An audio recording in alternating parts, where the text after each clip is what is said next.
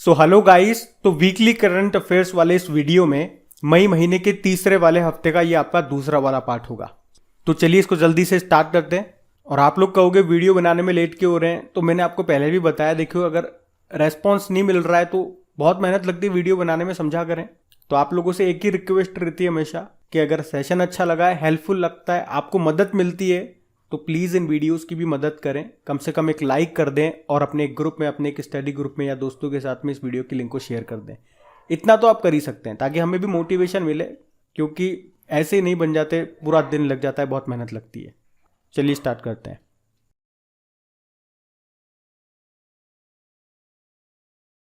तो इस प्रश्न में आपको बताना है किसे नेपाल में भारत के नए राजदूत के रूप में नियुक्त किया गया। तो आंसर होगा नवीन श्रीवास्तव को।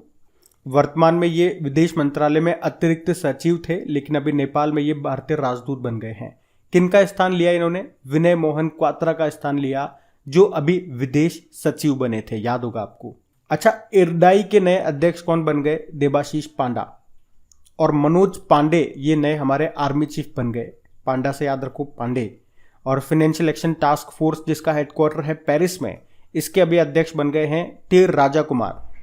और अभी फाइनेंशियल एक्शन टास्क फोर्स ने किस देश को अपनी ग्रे लिस्ट में डाल दिया? यूनाइटेड अरब अमीरात को।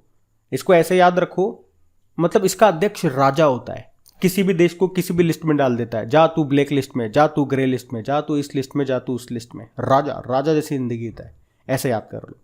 और फिक्की के प्रेसिडेंट बने अभी संजीव मेहता, और अभी इसके डायरेक्टर जनरल बने थे अरुण चावला। चलो आप बताओ, अभी 2022-23 के लिए कॉन्फेडरेशन ऑफ इंडियन इंडस्ट्री का अध्यक्ष किसे बनाया गया? बताओ आप, हम बढ़ते हैं आगे। चलो बताओ, अभी किसे? लार्सन एंड टुब्रो का एमडी सीईओ बनाया गया एसएन सुब्रमण्यम को। तो ये भी एलएनटी के डेप्यूटी मैनेजिंग डायरेक्टर और प्रेसिडेंट थे एसएन सुब्रमण्यम, जिनको एमडी सीईओ बनाया गया है। किनकी जगह ली इन्होंने? एएम नाइक। और एलएनटी लिमिटेड इसका हेडक्वार्टर है मुंबई में।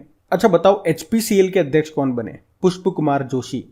एनसीईआरटी के अध्यक्ष बने दिनेश प्रसाद सकलानी, और इफ्को के अध्यक्ष बने हैं दिलीप संघानी। चलो बताओ, इंडिगो के नए सीईओ कौन बन गए? Peter Elbers. तो अभी इंडिगो एयरलाइन ने पीटर एल्बर्स को अपना नया सीईओ बनाया। किनकी जगह ली? रोनोजॉय दत्ता की जगह ली है। और पीटर एल्बर्स ये इंडिगो एयरलाइन के पहले विदेशी सीईओ बन गए हैं। अभी कुछ दिन पहले आपने पढ़ा होगा, इंडिगो एयरलाइन के मैनेजिंग डायरेक्टर बने थे राहुल भाटिया। तो वो मैनेजिंग डायरेक्टर बने थे, ये सीईओ बने हैं। अच्छा बताओ, ब्रह्मोस एरोस्पेस के एमडी सीईओ कौन बने? अतुल दिनकर राणे। और अभी यूपीएससी के अध्यक्ष बने थे मनोज सोनी। और मनोज से 3 नाम हम लोगों ने याद किए थे।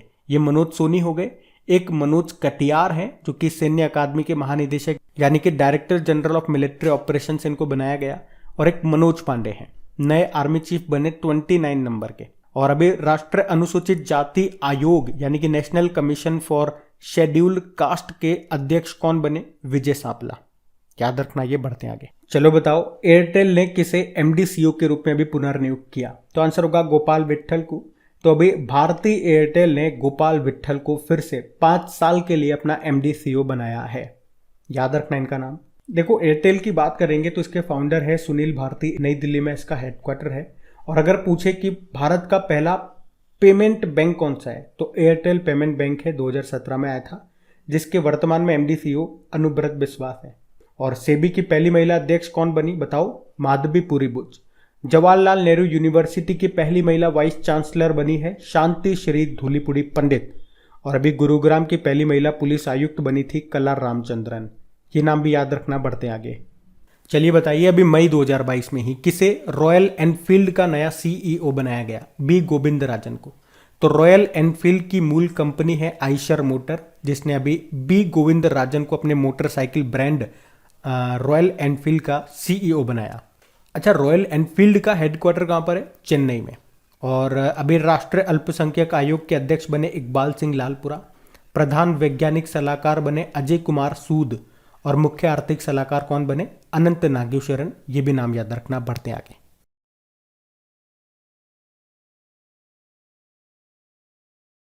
चलिए बताइए, मई 2022 में प्रधानमंत्री नरेंद्र मोदी ने पहला 5G टेस्ट बेड का शुभारंभ किया। ये परियोजना किस संस्थान के नेतृत्व में विकसित की गई, ये पूछ रहे हैं। तो आंसर होगा आईआईटी मद्रास। तो अभी प्रधानमंत्री नरेंद्र मोदी ने ट्राई यानी कि telecom regulatory authority of India की 25वीं वर्षगांठ के मौके पर 5G टेस्ट बेड को लॉन्च किया है और इस परियोजना का नेतृत्व किया है आईआईटी मद्रास ने। 5G की टेस्टिंग करना इसका उद्देश्य है, जिसकी लागत कितनी है? 220 करोड़ रुपए। अच्छा, इस प्रश्न में 2 प्रश्न मैं आपसे पूछना चाहूंगा। एक तो आप बताओ, world telecommunication and information society day हमने कब मनाया और नेशनल टेक्नोलॉजी डे हम कब मनाते हैं? ये बताओ आप, हम बढ़ते हैं आगे। चलिए बताइए, अभी मई 2022 में आई रिपोर्ट के अनुसार भारत किस देश को पछाड़ के दुनिया का सबसे बड़ा वाहन बाजार बन गया? तो आंसर होगा जर्मनी। तो organisation international desk constructors de automobile ने ये रिपोर्ट जारी की है, जिसके अनुसार भारत जर्मनी को पछाड़ के दुनिया का चौथा सबसे बड़ा वाहन बाजार बन गया। पहले नंबर पे चाइना, दूसरे पे यूएस, तीसरे पे जापान और अब चौथे पे आ गया भारत। मतलब भारत में कोविड-19 महामारी के बावजूद जर्मनी से ज्यादा वाहन बिके हैं। याद रखना, ये बढ़ते आगे। चलो बताओ, किसने भारत का पहला डेंटल हेल्थ इंश्योरेंस प्लान को लॉन्च किया? PNB Met Life. तो अभी PNB Met Life India insurance company ने भारत की पहली दंत स्वास्थ्य बीमा योजना को शुरू किया है और ये इस तरह की भारत में पहली बीमा योजना है। मतलब आपके दांतों का बीमा होगा। अगर दांतों में कोई भी दिक्कत आती है तो डॉक्टर की जो फीस हो गई, दवाओं का खर्चा हो गया और उससे रिलेटेड, उससे संबंधित जो भी खर्च होंगे वो सारे इसमें कवर किए जाएंगे। तो ये भारत का पहला है इस तरह का प्लान लेकर के आया। कौन? PNB Met Life. PNB Met Life स्थापना होती है 2001 में। मुंबई में हेडक्वार्टर है। इसके अध्यक्ष हैं किशोर पोन्नावोलू और एमडी सीईओ है आशीष कुमार श्रीवास्तव। चलो मुझे बताओ, अभी किसने डॉग्स होते हैं, डॉग्स, डॉगी, कुत्ते, उनके लिए हेल्थ कवर बीमा को लॉन्च किया था? तो आंसर होगा फ्यूचर जनरली इंडिया इंश्योरेंस ने।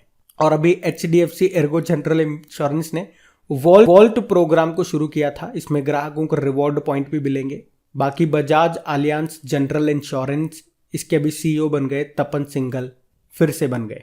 चलो मुझे बताओ, वो कौन सा राज्य है जिसने अपने सभी नागरिकों के लिए स्वास्थ्य बीमा योजना शुरू की थी? तो आंसर होगा राजस्थान। उस योजना का नाम है चिरंजीवी योजना और अभी उसमें जो बीमा राशि उसको 5 लाख रुपए से बढ़ा के 10 लाख रुपए करने की घोषणा की है अभी राजस्थान के बजट में। याद रखना, ये बढ़ते आगे। अच्छा बताओ, मई 2022 में किस राज्य सरकार ने भारत के पहले राज्य के स्वामित्व वाले ओटीटी प्लेटफॉर्म जिसका नाम रखा है सी स्पेस, इसको लॉन्च किया? तो आंसर होगा केरल। तो भारत का पहला राज्य के स्वामित्व वाला ओटीटी प्लेटफॉर्म है ये, जिसका नाम है सी स्पेस। तो केरल सरकार ने कहा ये इसे 1 नवंबर को, जब इनका स्थापना दिवस होता है तब इसको लॉन्च करेंगे। ओटीटी मतलब ओवर द टॉप, जैसे नेटफ्लिक्स वगैरह, अमेजन प्राइम वगैरह हो गए, उसी तरह से ये एक सरकारी प्लेटफॉर्म आप कह सकते हो। भारत का पहला सरकारी प्लेटफॉर्म है जो बिल्कुल नेटफ्लिक्स वगैरह, अमेजन प्राइम की तरह काम करेगा। वो सब प्राइवेट हैं, ये सरकारी है, ऐसे आप कह दो। और कौन लॉन्च कर रहा है? केरल। तो ये जो ओटीटी प्लेटफॉर्म होगा ये पे पर व्यू पद्धति पर काम करेगा। मतलब दर्शकों को केवल उसी कंटेंट के लिए पैसा चुकाना होगा जिसे वो देखना चाहते हैं। यहाँ पे फिल्मों के साथ साथ डॉक्यूमेंट्री और शॉर्ट फिल्में भी उपलब्ध होंगी। तो यहाँ याद रखना, अच्छा क्वेश्चन है ये। बढ़ते आगे।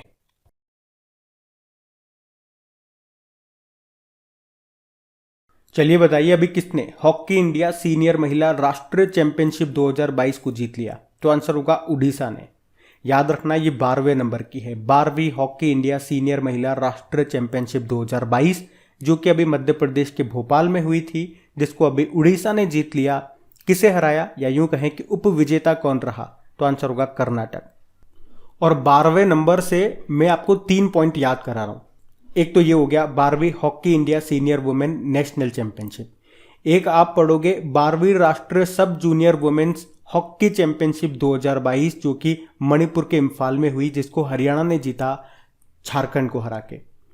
और एक आप पढ़ोगे अभी आगे 12वां आईबीए महिला विश्व मुक्केबाजी चैंपियनशिप, जो कि टर्की के इस्तांबुल में हुआ, जिसमें एक गोल्ड आया हमारे पास। कौन लेकर के आई है? निखत जरीन लेकर के आई है। ध्यान रखना, बढ़ते आगे। अच्छा बताओ, अभी मई 2022 में कैंटन कूल ने 16वीं बार माउंट एवरेस्ट को फतेह कर लिया। ये किस देश के पर्वतारोही हैं? तो आंसर होगा यूके। तो अभी ब्रिटिश पर्वतारोही कैंटन कूल ने 16वीं बार दुनिया की सबसे ऊंची पर्वत चोटी माउंट एवरेस्ट को फतेह कर लिया। और ये प्रश्न आपको क्यों बता रहे हैं?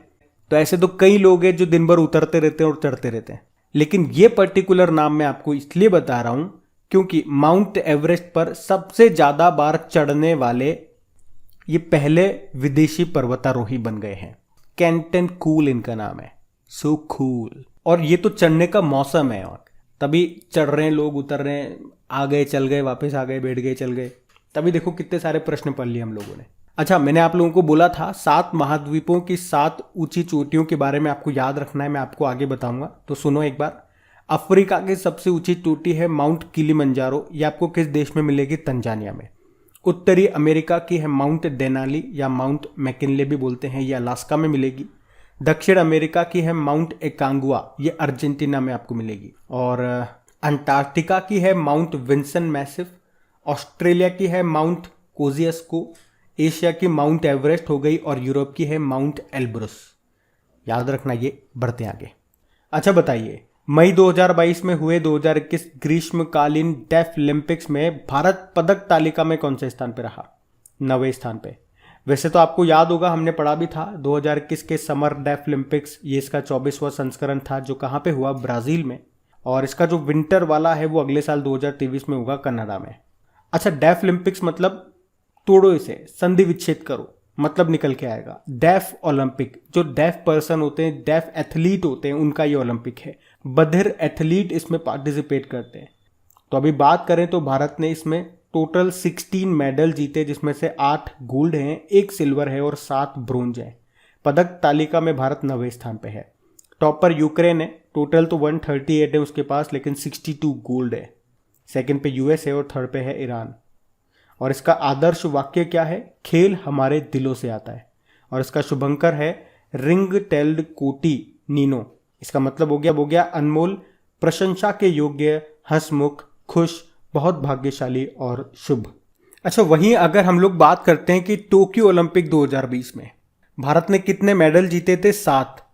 1 गोल्ड था, 2 सिल्वर थे और 4 ब्रोंज थे। और भारत पदक तालिका में 48 नंबर पे था। और इसका आधा कर दोगे तो आएगा 24, यानी कि टोक्यो पैरालंपिक 2020 में पदक तालिका में भारत 24 नंबर पे था। टोटल 19 मेडल जीते थे, उसमें से 5 गोल्ड आए थे। तो ये भी याद रखना। बढ़ते आगे। चलो बताओ, महिला विश्व मुक्केबाजी चैंपियनशिप 2022 में 52 किलोग्राम 52 किलोग्राम कैटेगरी में किसने गोल्ड जीता? तो आंसर होगा निखत जरीन। अच्छा, याद रखना ये 12वीं महिला विश्व मुक्केबाजी चैंपियनशिप है, जो कि अभी ये टर्की के इस्तांबुल में हुई है। और इसमें भारत की जो बॉक्सर है निखत जरीन, इन्होंने 52 किलोग्राम कैटेगरी में गोल्ड जीता है। और इस तरह से विश्व चैंपियनशिप में गोल्ड जीतने वाली ये 5वीं भारतीय महिला मुक्केबाज बन गई है। इनसे पहले 4 कौन रह चुकी हैं जिन्होंने इस तरह से गोल्ड जीते हैं विश्व चैंपियनशिप में? तो एक नाम तो आप सभी जानेंगे, मैरी कॉम। एक सरिता देवी हो गई, जेनी RL और लेक केसी। और इनमें सबसे ज्यादा बार गोल्ड जीता है MC मैरी कॉम ने। ये मणिपुर की है, 6 गोल्ड जीत चुकी हैं ये। तो इस प्रश्न में हमने क्या देखा, आप क्या क्या याद रखेंगे? एक तो ये जो चैंपियनशिप है ये 12वें नंबर की है महिला विश्व मुक्केबाजी चैंपियनशिप। कहाँ पे हुई? टर्की के इस्तांबुल में। इसमें 52 किलोग्राम कैटेगरी में गोल्ड आया हमारे पास, एक ही गोल्ड आया है। और ये लेकर के आई है निखत जरीन। ये तेलंगाना की बॉक्सर है। और इन्होंने किसको हराया? तो थाईलैंड की जिंत पोंग को हराया है। पुंगी बजा दी, ऐसे याद रख लो, जिंत पोंग की पुंगी बजा दी इन्होंने।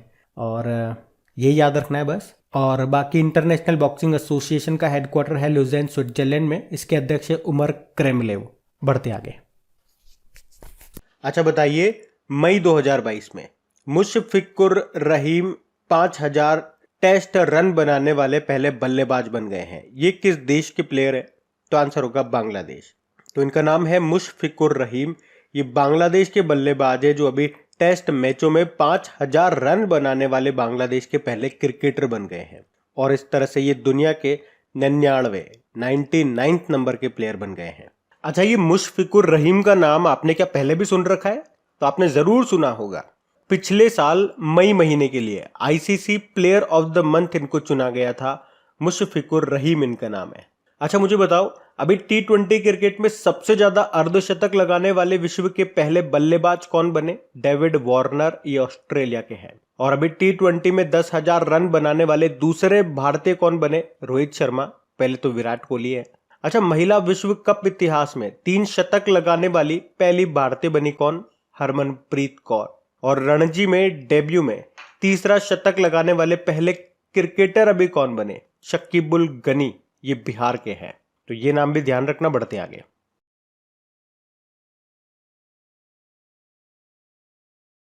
चलिए बताइए, अंतर्राष्ट्रीय संग्रहालय दिवस कब मनाया गया? आंसर होगा 18 मई को। तो इंटरनेशनल म्यूजियम डे ये हर साल 18 मई को ही मनाया जाता है। थीम क्या है? संग्रहालयों की शक्ति, द पावर ऑफ म्यूजियम। और इससे एक डे हमने और याद करा है, वर्ल्ड हेरिटेज डे। कब? 18 अप्रैल को। और कैसे याद करा था? देखो, हेरिटेज मतलब पुरानी चीजें, और पुरानी चीजों को कहाँ पे रखते हो? म्यूजियम में रखते हो। तो दोनों में एक एक महीने का गैप है। अगर कोई इन दोनों में से कोई भी एक डे आपको याद है तो दूसरा ऑटोमेटिक याद हो जाएगा।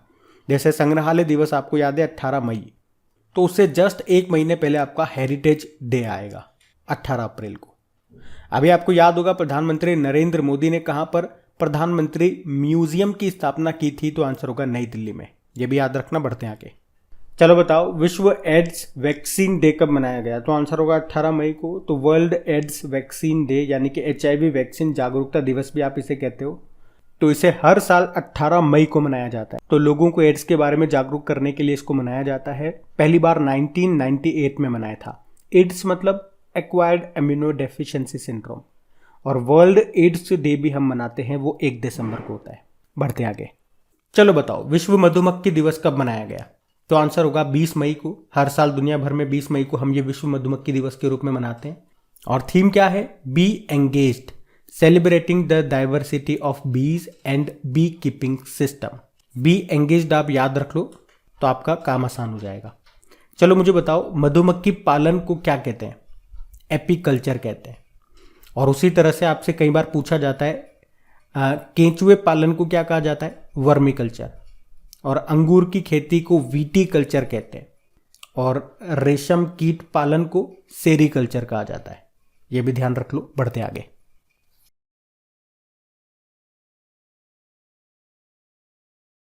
अच्छा बताइए, मई 2022 में किसे सर्वोच्च ब्रिटिश मानद पुरस्कार से सम्मानित किया गया? तो आंसर होगा अजय पीरामल को। तो अभी पीरामल समूह के अध्यक्ष हैं अजय पीरामल, जिनको महारानी एलिजाबेथ के द्वारा commander of the order of the British empire का मानद पुरस्कार मिला है। तो भारत और यूके के संबंध मजबूत करने के लिए इनको ये सम्मान दिया गया। आपको याद होगा, अभी 2022 का ब्रिटिश साम्राज्य का सबसे उत्कृष्ट सम्मान, जिसे कहते हैं MBE यानी कि honorary member of order of British empire, ये किसे मिला था? गुरु स्वामी कृष्णमूर्ति को। और Wangari Maathai forest champions award ये मिला था कैमरून की कार्यकर्ता को, जिनका नाम है सेसिल नदजेबेट। और व्हीटली गोल्ड अवार्ड मिला अभी चारुदत्त मिश्रा को हिम तेंदुए के संरक्षण में उनके योगदान के लिए। याद रखना ये। बढ़ते आगे। चलो बताओ, अभी किसने ई कोल्बी पुरस्कार 2022 जीता? वेस्ले मॉर्गन ने। तो लेखक और पत्रकार हैं ये वेस्ले मॉर्गन, जिन्होंने अपने सैन्य और खुफिया लेखन के लिए विलियम ई कोल्बी पुरस्कार 2022 जीता है। इन्होंने अपनी पुस्तक the hardest place the American military adrift in Afghanistan Pech Valley के लिए ये पुरस्कार जीता है। इसमें पुरस्कार राशि के रूप में इनको $5000 मिले हैं।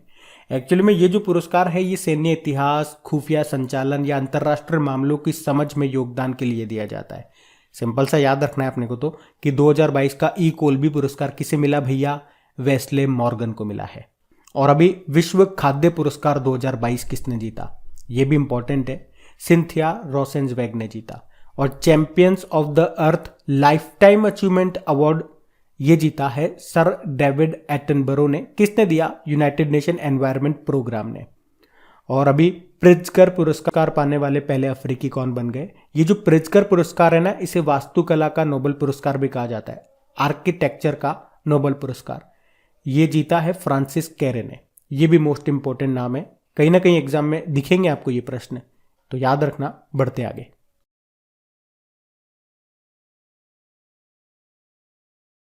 तो इस प्रश्न में आपको बताना है कि अभी कहां पे सुपोषित मां अभियान का दूसरा चरण शुरू हुआ? तो आंसर होगा कोटा, राजस्थान।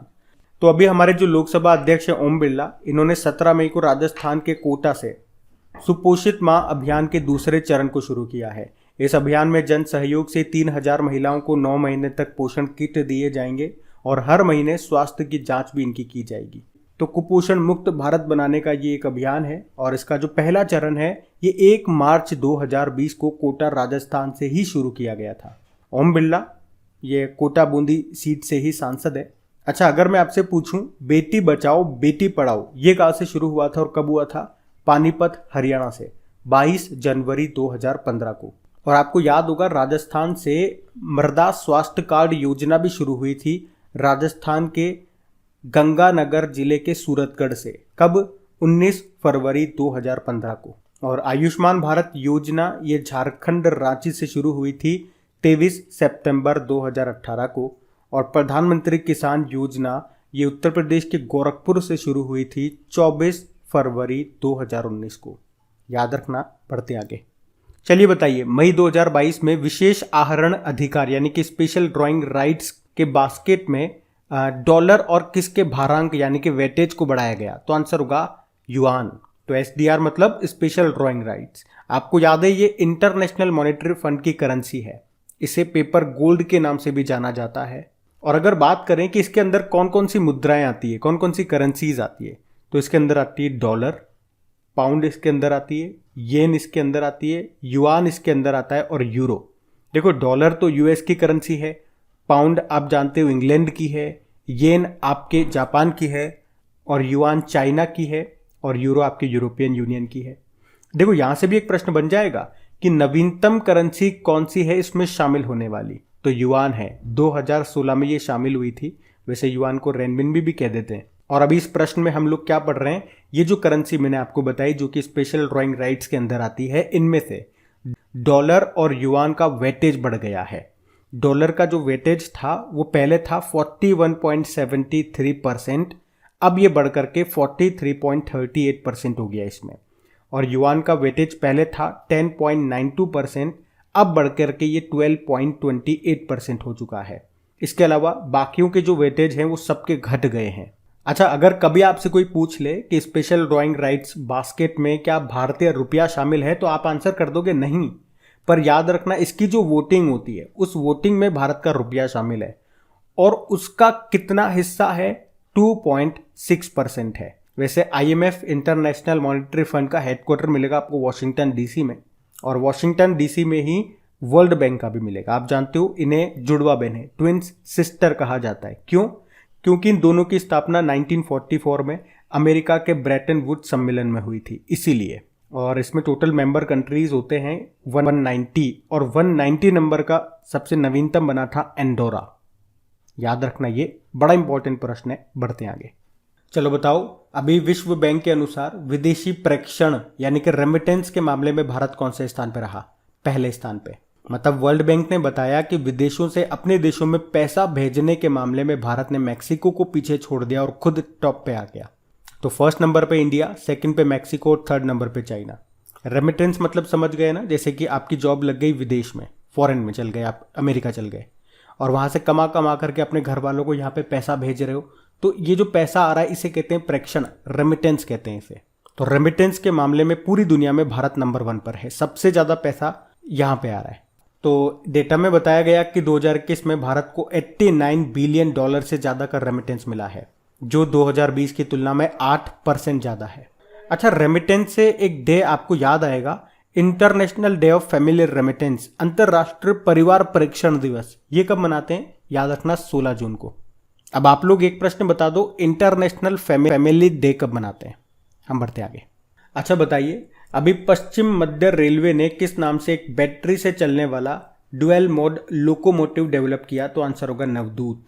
तो अभी वेस्ट सेंट्रल रेलवे ने एक बैटरी से चलने वाला डुअल मोड लोकोमोटिव डेवलप किया है, इसका नाम रखा है नवदूत। और ये जो इंजन है 2 मोड में, यानी कि एक तो बैटरी में और एक बिजली पे, दोनों पे चल सकता है। और इसे यानी कि इस इंजन को रेलवे बोर्ड की ओर से बेस्ट इनोवेशन अवार्ड भी मिल चुका है। तो जब इस इंजन को बैटरी मोड पे चलाया जाएगा तो इसकी रफ्तार होगी 30 किलोमीटर पर आवर और इसी रफ्तार के साथ ये 18 कोच खींच सकता है। इसमें 84 बैटरियां हैं और वर्तमान में इसकी जो क्षमता है 400 टन खींचने की है। तो इसे न्यू कटनी जंक्शन के विद्युत विभाग ने तैयार किया है और इसका अभी ट्रायल जबलपुर हो गया, मुदवाड़ा हो गया और भी कई दूसरे स्टेशनों पर ट्रेनों की शंटिंग के लिए किया जा रहा है। अच्छा, ये कवच क्या है? तो अभी भारतीय रेलवे ने स्वचालित ट्रेन सुरक्षा प्रणाली का परीक्षण किया था और इसी का नाम रखा था कवच। मतलब एक ही अगर पटरी पे आमने सामने दो ट्रेन आ जाती है गलती से तो वो टकराने से बच जाएगी, ऐसा ये सिस्टम बनाया है। कवच नाम रखा है इसका। रेल मंत्री कौन है हमारे? अश्विनी वैष्णव हैं। और अभी रेलवे बोर्ड के नए चेयरमैन और सीईओ कौन बन गए? विनय कुमार त्रिपाठी बन गए। चलो एक प्रश्न मेरा रहेगा, विनय कुमार सक्सेना ये अभी क्या बने हैं? बड़ा इंपॉर्टेंट प्रश्न है ये। डेली करंट अफेयर्स में आपने पढ़ लिया इसलिए मैं आपसे पूछ रहा हूं, वैसे तो आगे हम पढ़ने ही वाले हैं। बढ़ते आगे। चलो बताओ, अभी मई 2022 में रक्षा मंत्री हैं राजनाथ सिंह जी। इन्होंने कहां से भारत निर्मित 2 युद्धपोत हैं, एक का नाम है आईएनएस सूरत, एक का नाम है आईएनएस उदयगिरी, इसको अभी कहां से लॉन्च किया? तो आंसर होगा Mazagaon dock ship builders limited. तो याद रखना, अभी हमारे डिफेंस मिनिस्टर राजनाथ सिंह जी ने मुंबई के मझगांव डॉक्स में 2 मेड इन इंडिया युद्धपोत जिनके नाम है आईएनएस सूरत और आईएनएस उदयगिरी इसको लॉन्च किया है। और ये पहली बार है जब 2 स्वदेशी निर्मित युद्धपोतों को एक साथ मझगांव डॉक से लॉन्च किया गया हो। ये जो आईएनएस सूरत है ये प्रोजेक्ट 15B में चौथा विध्वंसक जहाज है और आईएनएस उदयगिरी इसका नाम आंध्र प्रदेश में जो पर्वत श्रृंखला है उसी के नाम पे रखा गया है, जो उदयगिरी पर्वत श्रृंखला है उसी के नाम पे। ये प्रोजेक्ट 17A फ्रिगेट्स का तीसरा जहाज है, तो ये याद रखना आप। पढ़ते आगे। चलिए बताइए, नंजरायण टैंक पक्षी अभयारण्य ये किस राज्य में है? तो आंसर होगा तमिलनाडु में। अब ये प्रश्न आपसे क्यों पूछा जा रहा है? क्योंकि अभी ये तमिलनाडु का 17 नंबर का बर्ड सेंचुरी बन गया। तमिलनाडु के तिरुपुर जिले में है ये। और आपको याद होगा पिछले साल भी तमिलनाडु का 16वां पक्षी अभयारण्य बना था। कौन सा? काजू वैली वेटलैंड। तो ये आपको दोनों याद रखने हैं। और आपके जो स्टैटिक प्रश्न कहते हो ना, आप स्टैटिक प्रश्न पूछे जा रहे हैं, नेशनल पार्क आते हैं, प्लांट वगैरह आते हैं, तो वो ऐसे ही प्रश्न यहां से निकलते हैं करंट अफेयर से। अभी ये न्यूज में है तो मान लो यही आपके एग्जाम में आ जाएगा कि बताओ नंजरायण टैंक पक्षी अभयारण्य कहां पर है। अब आप कहोगे कि इतने सारे तो अभयारण्य हैं, हम कैसे याद रखेंगे? तो सभी नहीं याद रखने, जो न्यूज में है आपको वो ध्यान रखने हैं। और इसी के लिए हमने रिवीजन क्लास चला रखी है जिसमें हम इसी तरह के स्टैटिक क्वेश्चन कवर करते हैं जो आपके करंट अफेयर्स में बने हुए हैं। वहां से स्टैटिक प्रश्न निकालते हैं और वहां पे उनको रिवाइज करवाते हैं। तो अगर आपने वो रिवीजन वाली क्लास नहीं देखी अभी तक तो उसको एक बार विजिट जरूर करें। अगर बेनिफिट लगता है तो कंटिन्यू कर रहे, वरना कोई बात ही नहीं है। चलिए अभी बढ़ते आगे। अब बताओ, अ प्लेस कोल्ड होम नाम की बुक को किसने लिखा? प्रीति शिनॉय ने। और अभी राजेश तलवार ने एक बुक लिखी है द बॉय वो रॉट अ कॉन्स्टिट्यूशन नाम से। अमर मित्रा नाम याद है आपको? बंगाली लेखक हैं। अभी 2022 का ओ हेनरी पुरस्कार इनको मिला है उनकी शॉर्ट स्टोरी गांव बूरो के लिए। और हरीश मेहता का नाम याद होगा, नेस्कॉम के पहले अध्यक्ष हैं ये। अभी इन्होंने भी एक बुक लिखी है द मैवरिक इफेक्ट नाम से। वैसे अभी नेस्कॉम के नए अध्यक्ष बन गए, कौन? कृष्णन रामानुजम। इन्होंने अभी तक जो नेस्कॉम की पहली महिला अध्यक्ष थी रेखा मेनन, उनका स्थान लिया है। अच्छा, एक इंपॉर्टेंट प्रश्न बनेगा यहां से। वैसे वो प्रश्न हम आगे पढ़ेंगे लेकिन डेली करंट अफेयर्स में आपने पढ़ लिया इसलिए मैं आपसे पूछ रहा हूं। अंतरराष्ट्रीय बुकर पुरस्कार 2022 किससे मिला है और उनकी पुस्तक का नाम क्या है? यह आपके एग्जाम में डेफिनेटली प्रश्न आने वाला है, तो मैं चाहूंगा कि आप सभी को यह प्रश्न याद हो, तो कमेंट बॉक्स में लिखो। और एक डे और याद रखना, world book and copyright day 23 अप्रैल को मनाते हैं ये। और अगर आपसे पूछे कि किसे 2022 के लिए विश्व पुस्तक राजधानी के रूप में चुना गया, तो आंसर होगा मैक्सिको का शहर ग्वाडलाजारा को। और अभी पेरिस बुक फेस्टिवल 2022 में भारत को गेस्ट ऑफ ऑनर चुना गया था, ये भी याद रख लो। बढ़ते आगे। चलो बताओ, किसकी अध्यक्षता में भारतीय कपास परिषद के गठन की घोषणा की गई? तो आंसर होगा सुरेश कोटेक। तो अभी भारतीय कपास परिषद का गठन किया गया, किसने किया? पीयूष गोयल ने। ये वस्त्र और वाणिज्य मंत्री हमारे। और किसकी अध्यक्षता में किया गया? तो सुरेश कोटेक की अध्यक्षता में। अच्छा मुझे बताओ, कपास के उत्पादन के लिए कौन सी मिट्टी उपयुक्त होती है? तो आंसर होगा काली मिट्टी, जिसे रेगुर मृदा भी कहा जाता है। और अगर पूछे कि सेंट्रल कॉटन रिसर्च इंस्टीट्यूट कहां पर है? नागपुर में है। वैसे गोल्डन फाइबर के नाम से किसे जानते हैं? तो आंसर कर देना जूट को। और भारत का मैनचेस्टर ये अहमदाबाद को कहा जाता है। इसे सूती वस्त्रों की राजधानी कहते हैं भारत में। और दक्षिण भारत का मैनचेस्टर कोयम्बटूर को। और एक्चुअल में मैनचेस्टर कहाँ पर है? Manchester city. तो आंसर होगा इंग्लैंड में। ये सूती वस्त्रों के उत्पादन के कारण फेमस है। और वर्ल्ड कॉटन डे कब मनाते हैं? तो ये 7 अक्टूबर को मनाते हैं। याद रखना, ये बढ़ते हैं आगे। अच्छा बताओ, मई 2022 में पेट्रोल में एथेनॉल के 20% मिश्रण के लक्ष्य को कब तक पूरा करने के लिए राष्ट्रीय जैव ईंधन नीति 2018 में संशोधन को मंजूरी दी गई? तो आंसर होगा वर्ष 2025-26।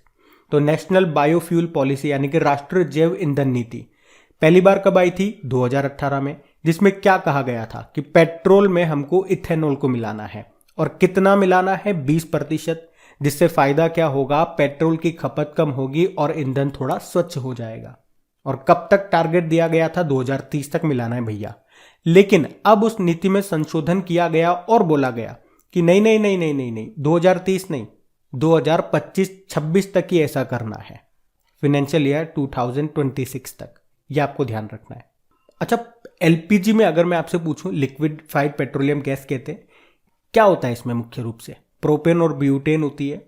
और आप मुझे बताओ, इसमें जो स्मेल आती है, जब आपके घर में एलपीजी लीक होती है तो स्मेल आती होगी, तो उस स्मेल के लिए इसमें क्या मिलाया जाता है, ये बताओ। और सीएनजी क्या होती है? मीथेन गैस ही तो होती है, CH4, जिसे मार्स गैस भी बोलते हैं। और जो पेट्रोल की गुणवत्ता होती है, बताओ ये कैसे बताई जाती है? ऑक्टेन नंबर से बताई जाती है। चलो मुझे बताओ, किस वर्ष तक खेतों में डीजल की जगह रिन्यूएबल एनर्जी का इस्तेमाल होगा? क्या लक्ष्य रखा है? 2024 का। ये सारे इंपॉर्टेंट पॉइंट्स बताए मैंने आपको, इनको ध्यान रखना। बढ़ते हैं आगे। अच्छा, मई 2022 में हुनर हाट का 41 नंबर का संस्करण कहां पे शुरू हुआ? आगरा में। हमारे अल्पसंख्यक मामलों के मंत्री हैं मुख्तार अब्बास नकवी, जिन्होंने अभी 19 मई को आगरा में हुनर हाट के 41वें संस्करण का उद्घाटन किया। हुनर हाट में क्या होता है? तो अल्पसंख्यक समुदायों के जो कारीगर हैं उनके द्वारा बनाए गए हस्तशिल्प और पारंपरिक उत्पादों की प्रदर्शनी यहाँ पे लगाई जाती है। इससे पहले 40वें नंबर का भी हुआ था, कहाँ पे? मुंबई में। और ये 41वें नंबर का है जो हुआ है आगरा में। दोनों याद रखना। बढ़ते आगे। तो गाइज ये लीजिए, इसी वीडियो के साथ हमने 21 मई तक सारे इंपॉर्टेंट करंट अफेयर्स को कवर कर लिया। अब हमारा बच गया है मई का 4th वाला वीक। इसको हम 2 पार्ट में कवर कर लेंगे। 22 मई से लेकर के 31 मई तक 2 पार्ट में कवर हो जाएंगे। और इनका क्विज बना के अपलोड कर दिया गया, PDF पे आपको मिल जाएगी आपके क्रैक एग्जाम एप्लीकेशन पे। तो प्रैक्टिस करते रहना बस, और सपोर्ट करते रहना। वीडियोस को सपोर्ट करोगे तो हमें भी अच्छा लगेगा। Thank you.